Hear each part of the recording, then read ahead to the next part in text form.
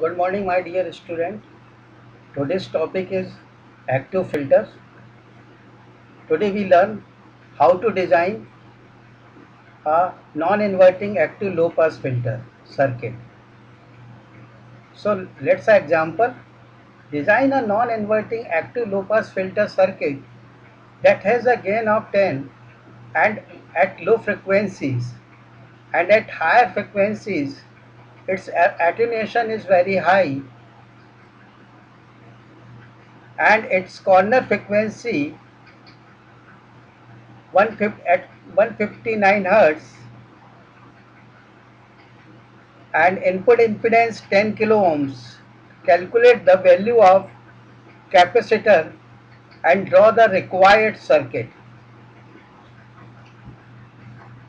Given here, cutoff frequency is 159 Hz. Voltage gain, total voltage gain is given here. Its value is 10.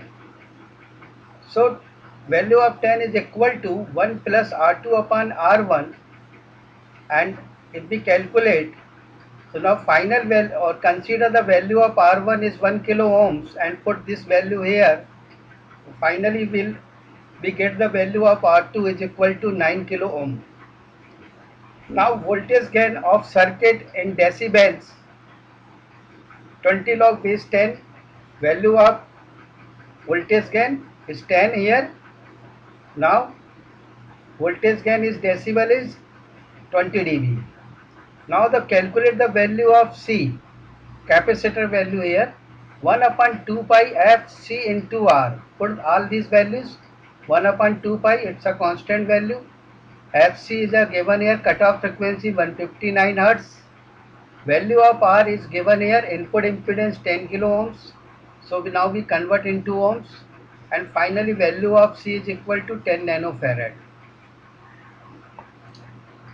Required low pass filter circuit diagram, which is shown in figure. Value of R is 10 kilo ohms is given here. Value of C we have just calculated. Value of 9K we have just calculated here, and value of 1K we just assume here. Now plot the response graph. Vertical axis voltage gain here and decibel, and horizontal axis frequency in hertz. Now here is a uniform voltage gain and its value is 20 dB. Now from this point, here is voltage gain is dropped slowly.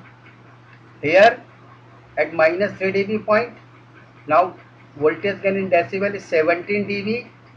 Now here, this is the transition regions or transition band. When attenuation is very high, now we can say that this is the stop band started from here, and this band during the uniform voltage gain approximate its value is 20 dB. It is pass band. Here attenuation is very low during the pass band, and during the transition band attenuation increases slowly, and that point is a maximum attenuation and there is a minimum attenuation. And here from stop band you can say that attenuation is very high after the cutoff frequency. So this is a required circuit diagram for this equation, for this problem, and this is the frequency response graph for this circuit. Thank you very much. Tomorrow we will study Butterworth filters, and these filters are very useful for low frequencies because active filters are generally utilized for very low frequencies, and passive filters are utilized for higher frequencies. Do you for radio frequencies? So you understand what is the importance of the active filter in your life. Thank you very much.